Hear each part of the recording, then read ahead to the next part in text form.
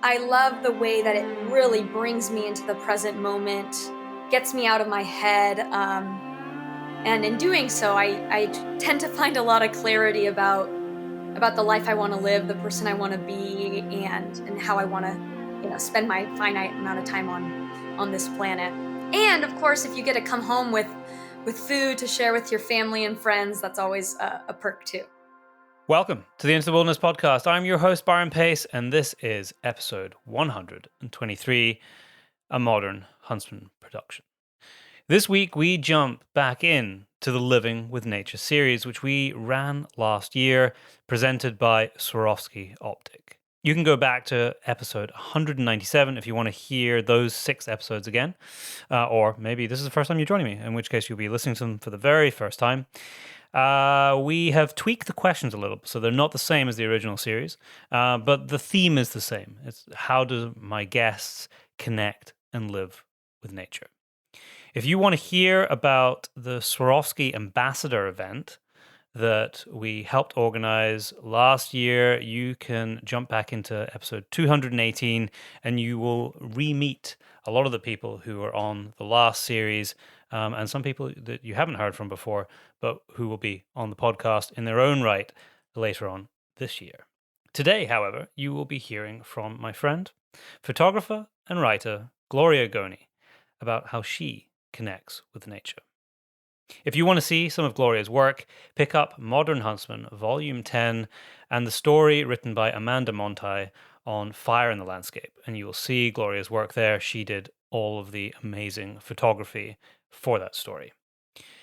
But quickly, before we get into this episode, a thank you to this week's top-tier Patreon supporters, who include Richard McNeil, Ronnie Speakman of RD Contracting, James Marchington, the guys at South Esher Stalking. Actually, Chris just won an award at the British Shooting Show, so congratulations, Chris. Dick Ekströmer, Mark Zabrowski, and Leslie Cumming. If you want to contact the show, it's info@paceproductionsuk.com.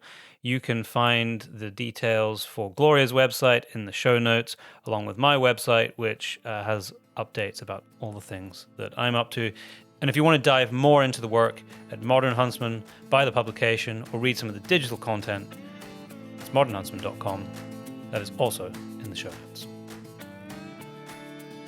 Gloria, welcome to the Into the Wilderness podcast and the Living with Nature series. I'm speaking to you from Scotland. You're in Montana, which is much colder right now. So cold that I saw a couple of weeks ago you were ice fishing. That's not something I've ever done. Have you done it much? Ice fishing is a new endeavor for me. You here in Montana, you have to find ways to get outside in the winter, and it's been a fun new skill to learn. So was that your first time, the one that I saw you on a couple of weeks ago? I think it was maybe my second or third. Okay. It's definitely not rocket science. Explain the setup there, because all I see when I see pictures is people standing around, often drinking a beer around a hole with a very short little rod jigging something up and down, or it's set up on a rig or something. Yeah, the rod was the part that took me the most to get used to, because it reminds me of the rod my dad bought me when I was 4 years old, It looks like a little kid's rod. Yeah. But basically you either have a mechanical auger or the manual kind, and you make a hole in the ice, and it's really interesting. The ice here in Montana was almost a foot thick, really, I think. It takes some skill to get through the ice, or just some muscle, and then you basically just put on little maggots or little, I think they're specifically for ice fishing, the bait you use, and then you might put a little live worm thing, and you drop it in the water. And exactly, I think the drinking part is kind of the passes the time. Yeah. Yeah, I think that's a prerequisite to going ice fishing, is having some beers or something to drink while you're out there. But it's much more social. Seems it. Yeah. I don't know if you'll know the answer to this question then, given that you're quite new to it, but how do they know, when everything's frozen? If I'm walking along, because we'll get to this, I'm sure, because you fish a lot. You walk along a river with your fly rod or whatever, however you're fishing, and you're reading the water. You're saying, oh, okay, Mm, this bit looks good. That run going into the bank and it's like cutting deep there, and then it slows down. It's like, I bet you there's a fish sitting behind there. But with ice fishing, it just seems, it's just miles and miles of snow and ice. How the hell do people know where to make a hole? Like, what yeah, determines I that, or is think it old part of it knowledge? I definitely think people like have their spots that they've gone on year after year. I think there's some experimenting, and also, people have fish finders that they put so it's like sonar to look for the fish. But yeah, I should also probably say I've never caught a fish ice fishing, so Oh, okay. So this is how not to do it then. Don't follow Gloria's so any my advice. my record isn't too good so far.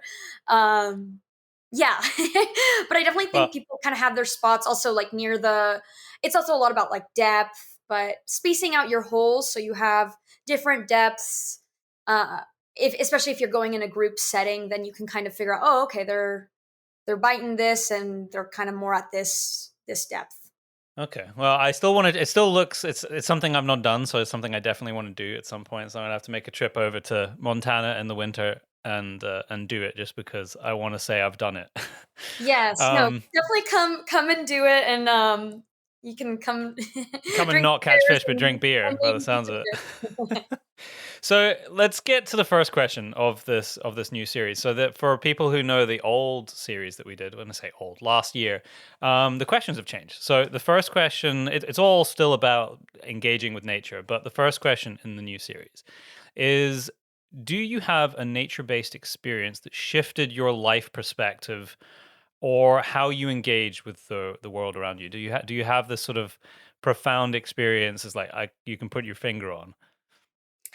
I love this question because I have an exact story to go along with this, and I usually try to incorporate it into any conversation I have with anyone. Oh, It was brilliant! kind of yeah. So I call it my cobweb story, and it took place quite a few years ago. I think during the later years of my adolescence, and my dad and I went on a elk hunting trip together during archery season. And right before it, I was a late teen. Uh, going out into the woods for 2 weeks with my dad wasn't exactly the most appealing thing, but it's something you do for your parents, and also he had probably bribed me. Uh, but right beforehand, I can't quite remember what happened, but some sort of petty teenage drama in my life, and I was not looking forward to being without service for that long and kind of being stuck with my dad. But we went anyways, and we would, every day wake up early and go walk around the woods, and then we'd usually come home at midday when the elk weren't as active and just kind of rest or read, and then we'd go back out in the evenings. And Hmm. it was on this huge public land area in eastern Oregon, and we did a lot of bushwhacking. So we'd kind of go through the woods up into different drainages or whatever. And I remember getting so frustrated because I would follow my dad closely behind him, kind of to mimic the four legs of an elk.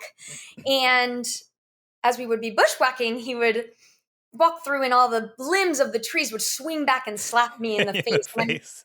I'm sure anyone who has Yep. bushwhacked or followed someone on a hike before knows that feeling. And again, I was, I'd follow my dad around and I'd just be ruminating about whatever, drama was in my life, and just kind of feeling sorry for myself for being out there with him. And I remember, I don't know, maybe the sixth or seventh day, I lost my cool. And when you're hunting, you're supposed to be quiet, but I just couldn't stand it anymore. I stopped and I said, "Papa, like this, you keep walking and having these limbs slap through my, at my face. Do you even care about me or whatever?"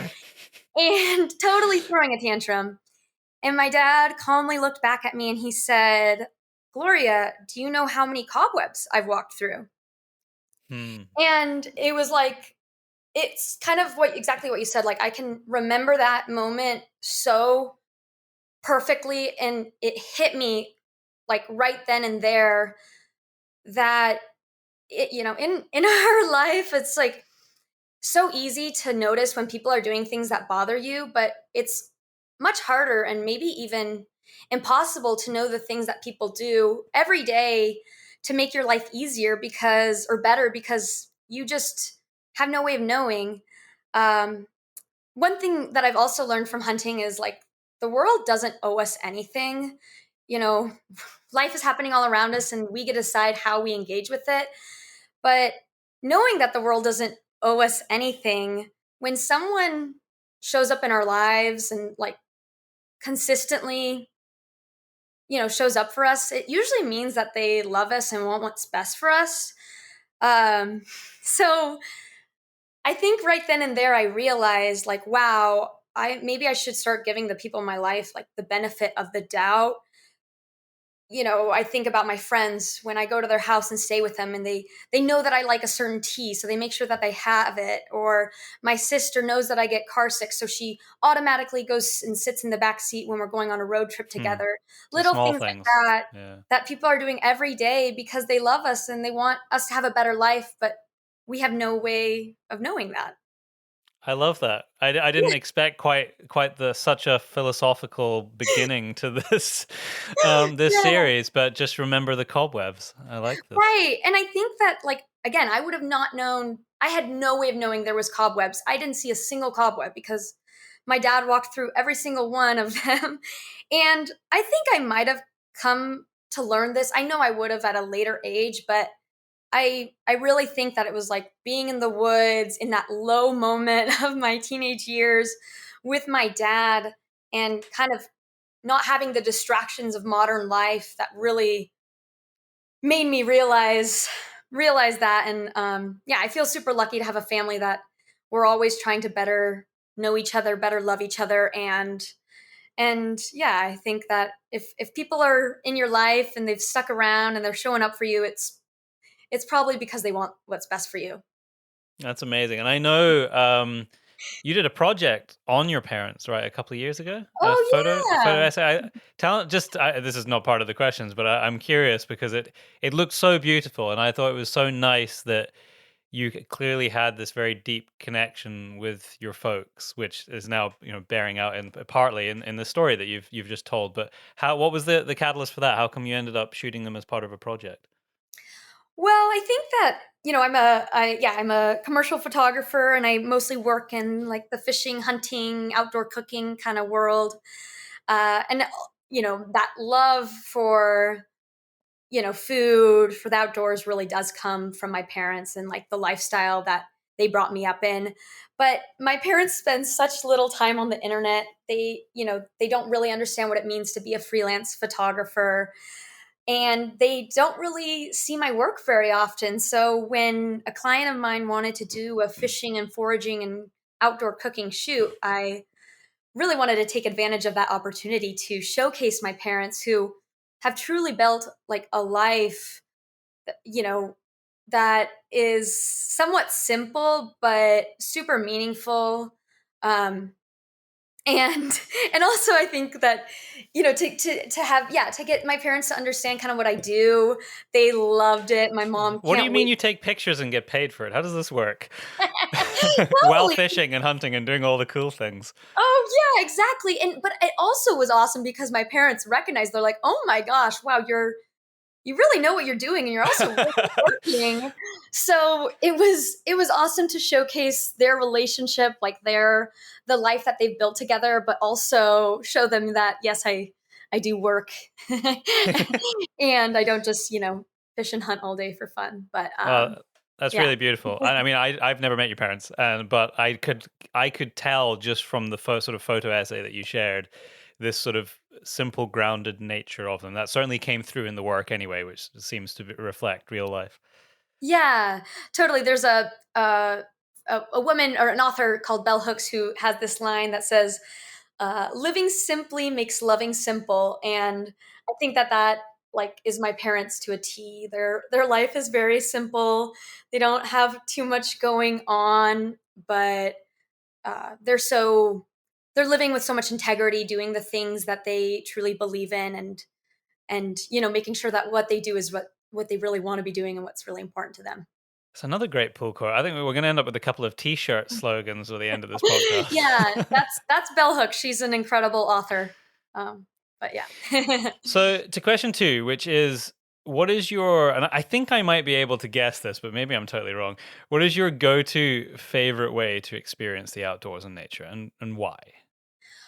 Well, you probably do know the answer to this, but before I answer, I would love to say that like any time that you can spend outside is good. For me, I live in Missoula, Montana. I live really close to the Clark Fork River. Right, it goes right through town, and just taking my dog out on a little walk on the river path is so incredible and like so meditative for me. So I do try to make sure people know that any time outdoors is good for you and that you don't need to be doing some grand adventure to like reap the benefits of nature, and finding little pockets of nature in your everyday life is so important. But that said, when I do get to choose the way I spend time outside, I love fishing, hunting, and foraging. I think I kind of pool those all together because typically it's with the pursuit of food in mind.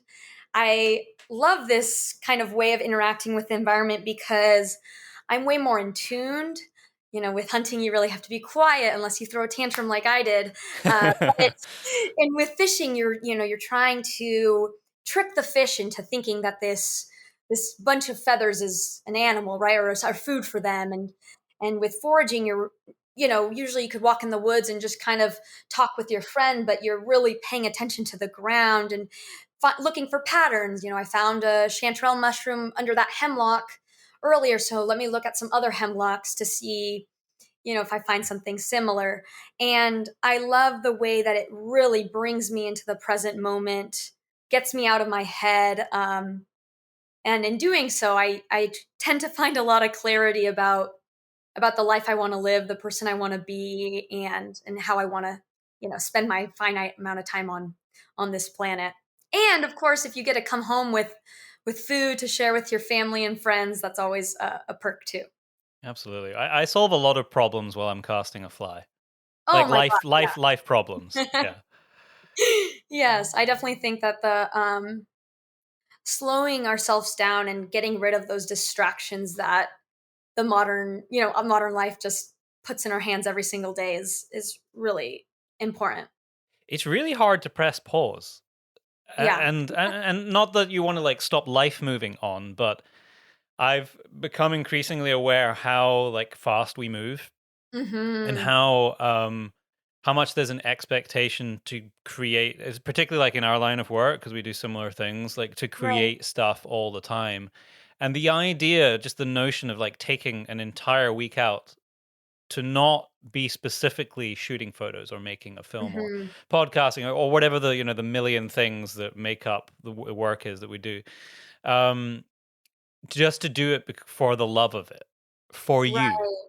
is really hard when it's also part of the life and work that you lead. Oh, totally. I think about this every day, like, um, with photography, especially, like, creating the work you wanna see in the world, not just the work you think is you're gonna get paid for, and, Yes, um yes, I love that. yeah, I think about that every day, like, because I think that especially, like, photography or any sort of craft of that nature, like, is, um you don't wanna ruin it by, trying to make money off of it, but it's also the only thing I wanna do in this world, so I do need to make money off of it. But there's a challenge there though, and I can totally relate to that, because I was having this conversation with somebody recently about work, like a future project, and I was saying to them that I said I don't actually, there's so much stuff that I've done in the past that's not on my website. I said Mhm. because it's not that I don't think it's good, it's just not reflective of the kind of work that I want to do in my life going forward. And so Mm. I've removed it from my back catalog for Right. people, if people are like trying to decide if they want to work with me or a client or whatever. I don't want to showcase that work because I don't think that that's the kind of stuff that I want to do. And so trying to find a way to spend the time doing the work that you're really proud to hold up and it's like, this is what I want to consume my life, is can be quite hard because it's not always where the money is, but Right. it can help funnel more work like that towards you. Totally. And I also think yeah, like shoot the work you want to be paid for, but also make sure that you're shooting the work that you just want to make. I have such a different relationship with like my Canon R5 than I do with my Canon AE1 film camera, because when I pick up my film camera, I'm so much calmer. It doesn't feel like work. It's more like Yep. I'm going out mushroom hunting and I want to take a couple pictures of the mushroom and little details, whereas when I'm using my bigger professional digital camera, I'm thinking about, okay, what product placement, composition, and that, so making sure that you keep doing, if it's photography or whatever, right? Like keep doing it for fun because you don't want to lose that love. No, and it shows in your work. I, as you know, I shoot film quite a lot, or have done in the last couple of years. And there was a project. In fact, we printed it in the last volume of Modern Huntsman that I did on international whaling. So very, very complicated and serious topic. But Right. I took my film camera with and my digital camera. I was actually mostly filming video. But we needed still images for the story. And I shot about 2,500 stills on my digital camera, and I shot Oh, yeah. 72 images on my film camera. And when it came down to me processing them and doing the shortlist for what we might want to include in the final story, Hmm. most of the images that I chose were my film Oh, images. totally.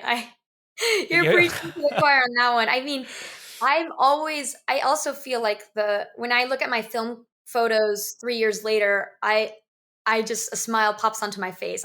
Yep. I love looking at them.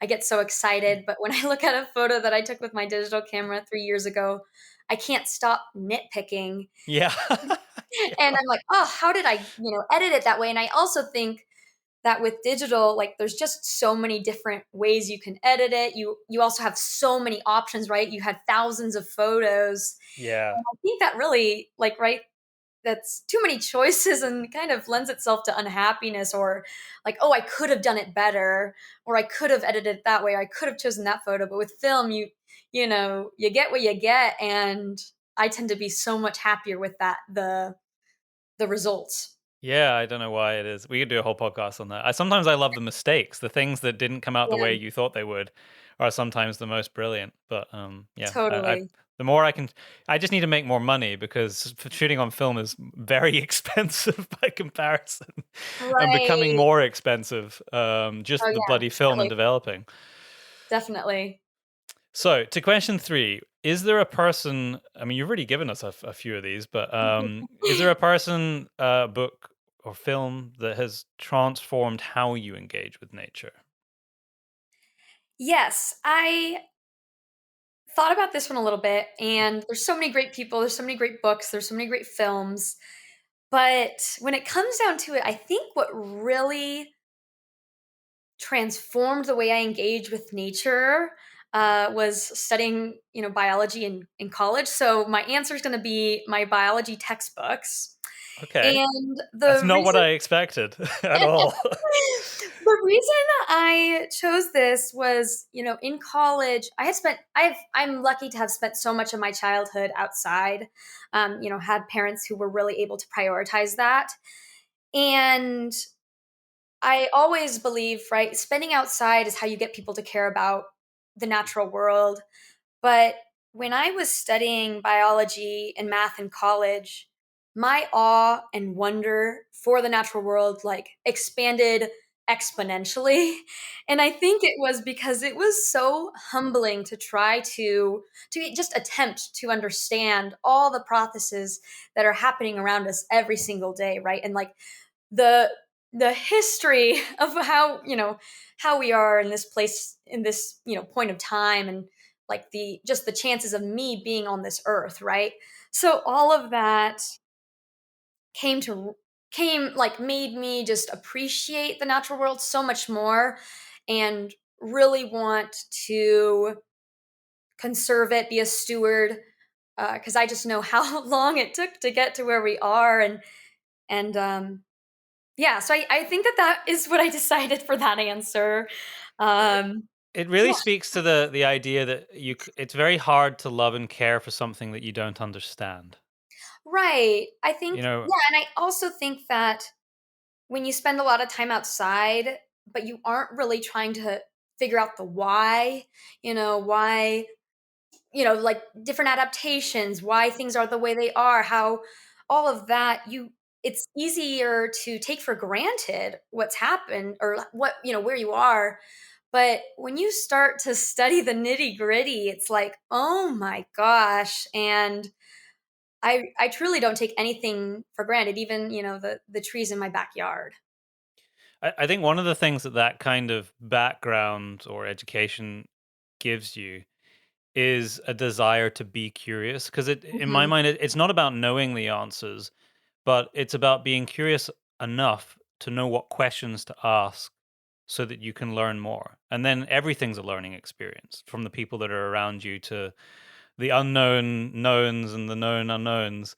It makes it just so much more of an immersive experience if you have a Totally. curious mind. Totally, and that's why I'm, like, such a proponent of citizen science programs because, it's not realistic for everyone to be a, PhD biologist or a wildlife biologist or a climate scientist, right? But for people to just go out into the world slightly more curious, right? Like, paying attention to those little things and thinking about why or how, and also it enhances your experience outside, but it also right, promotes that curiosity and people to be motivated to keep learning. Totally, totally. So, to the next question, is there a conservation initiative or something like that happening anywhere in the world right now that you're particularly passionate about, or think that people need to know this story? Yeah, I think the one thing that is kind of on my mind wherever I go is, I truly believe that no one deserves to spend time outdoors more than anyone else. And if someone wants to recreate outside responsibly, they deserve to. And it's important for people who have historically had the privilege of spending more time outside to give opportunities to people who maybe haven't. But keeping that in mind, right? If there is more interest, especially in these fields like hunting and fishing, if there's more interest, it also puts more pressure on the resources and increases the risk for invasive species to be spread or wildfires to start. And so, what I'm always thinking about is how can we manage these resources in a way that allows for people who historically haven't been able to get outside as much too, and to know that also, like we just talked about, right? Like you can't expect people to really care about something if they don't know it. So I think it is really important for people to get outside. Things I think about are like the check, clean, dry kind of campaigns in the fishing world of teaching people, the importance of cleaning their waders or their wading boots between moving from river to river and the risks that when you don't do that, right? Or here in Montana, we have hoot owl, which is when the rivers are getting hot. At 2 p.m. they close down certain rivers throughout the year, Yeah, for the and water temperature. Yeah, for the water temperatures. And I think that a big component of this is education, right? You tell someone, oh, you have to stop fishing at 2 p.m. They might be like, what? Why? But if you teach them, oh, well, fish are pokiotherms, they don't have a metabolism like we do, they can't regulate their temperature. It's, the risk for death is so much higher at these temperatures when it's above, mid 60s. I think that really motivates people to take care of the world when they start to understand it. So I'm always like kind of on the lookout for different, uh, you know, measures that people are taking to protect our natural resources and wildlife while still allowing opportunities for anyone who wants to get outside to do so. that kind of bleeds into the next question. So I'm not sure if it's kind of the same answer, but things that you do in your daily life to help mitigate our just general negative impact on the planet. I think most people are recycling now, so that I would Right. guess that one doesn't really count because I think most people are doing it. But Right. is there anything that maybe someone can learn from you about some of the ways that you consider that and try and be positive? Yeah, I mean, I think that, like, when I think about my life, I just wanna live with integrity, right? I wanna be doing the things that, like, I wanna live a life that I'm proud of, but I also know that it isn't realistic for, everyone to stop using plastic or, never use fossil fuels again, and at this state right now. Yeah.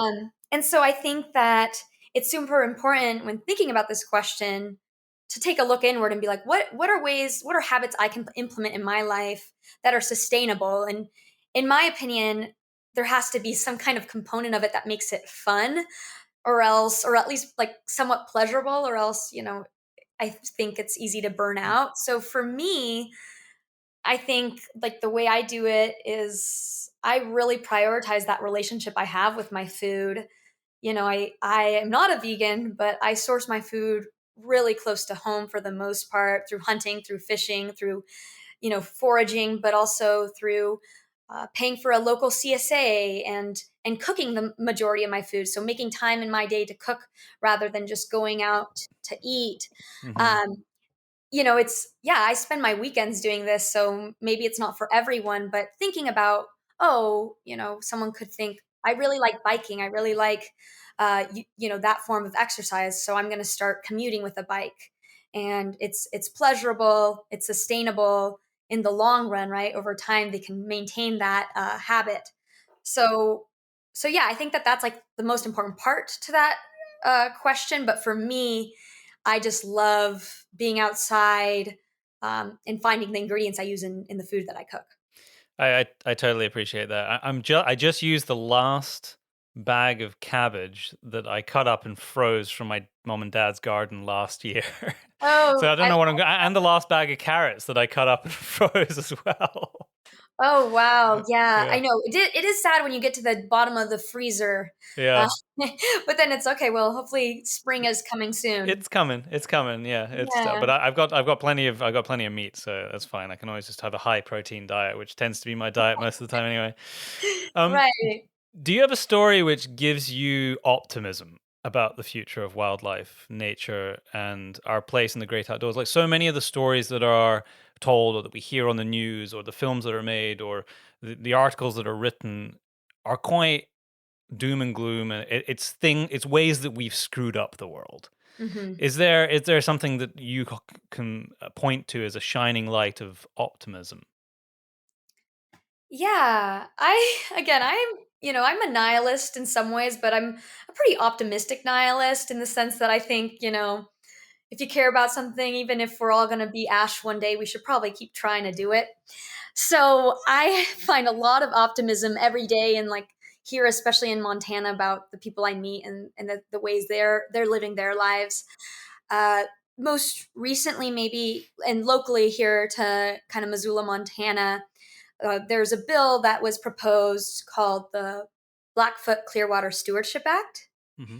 And it is, the Blackfoot River is kind of that famous river from A River Runs Through It. Yep. I'm sure you've Uh, heard of it. I fished it, Oh, which yeah. was a boyhood dream of mine ever since watching that film at like 10 years old or whatever it was. Yeah, I feel like so many people from all across like the world like have come to the Blackfoot because of that because of that film, or that obviously that or the book first by Norman. Um but this Blackfoot Clearwater Stewardship Act, it has, the thing that I love about it so much is, and it hasn't been passed yet. I should preface that. But people from all walks of life here in Montana have been putting aside their differences and finding that common ground for the good of this wild place, of protecting this river, right? And the Blackfoot Clearwater Stewardship Act is, it would, if it were to be put in place, it would be protect a lot of the tributaries, and therefore obviously the river. And it has like support of 84% of Montanans, local tribes, ranchers, people in the timber industry, outfitters, guides, all sorts of people have shown immense support. And when I see things like this, where we're in a very divisive culture right now, especially in the United States, and people are able to put aside those differences for a common good, especially for conservation, that really warms my heart. It also makes me feel like, okay, if we can do it here, people can do it all across the world. Brilliant. Well, that's great. It's great to see and hear about positive change. I love that. Yeah. So, with that, to the last question, which is, what is your kind of elevator pitch to the important? I feel like you've been doing that for the last 30 minutes, but what is your kind of elevator pitch as to the importance of nature immersion for those people who don't spend that much time outside? For so many of the well, pretty much all of the people that I am friends with and hang out with and spend my time with, they're all doing that because it's the thing that I love to do. But there is, the vast majority of the planet is simply not doing that. It might not be out of choice. We live in a very urbanized world now. But what would you say to those people to encourage them to see the value in the natural world out there? And this kind of goes back to what we were talking about earlier on, which is that if you can't find a way to do that, then why would people care in the first place as to what's happening to it? Totally, totally. I think the first thing that I would say to this question is that there's no right way to spend time outside, right? I think that one thing that maybe keeps people from doing it is also just thinking, oh my gosh, I have to go on these wild adventures to be able to be outdoorsy or to do this. But going for a walk, finding green spaces within your city, all of that is still like you still reap the benefits of spending time outside. And what but those benefits to me are, we're humans, we're animals like any other animal on this planet. We evolved, we didn't evolve to sit in chairs or look at screens. We evolved to spend time outside, to interact with our environment. And I really think it's in our DNA that we like reap benefits when we're outside. I think it truly is the best thing you can do for your mind, body, and soul. Yeah. um, I I think that personally, I never feel more loving or loved than when I'm outside on the river or in the woods or up on the mountains. Like that is truly when I am my best self. But also, yeah, for that like kind of conservation measure, we're in our our world, we're in a climate crisis, we're in an environmental crisis, and I think that one of the keys to really changing the way our world is kind of going is to get people to spend more time outside. When you spend time outside, your awe and wonder grow for the natural world. You start to really care for it. You don't take it so much for granted, and you see how truly sacred all these places are. So I think that on a personal level, it is so good for you, and also for the future of our planet. It's really good for you too. Gloria, thank you so much for your insights and your time. It's been fantastic to speak to you today. So many things to think about. And next time I'm in Montana, I think we need to share a river and have a cast. Yes, we'll skip the ice fishing. We'll just go Yeah. fly fishing. I think we'll have better luck. And I mean, no, yeah, I'm not saying anything bad about ice fishing. It's a good way to spend the winter, but if you I can want come, to do it because I haven't done it, but I think I would be very surprised if I suddenly decide that I prefer that to casting a delicate line for a rising trout on a river. There is pretty much nothing else on this planet that I enjoy doing more in the outdoors than watching fish rise and oh every now God. and then trying to trick one into taking my bundle of fluff, as you put it. Yes, no, there is truly there's nothing better. Thank Thanks so much, Gloria. you I'll speak so to you much, soon. Byron.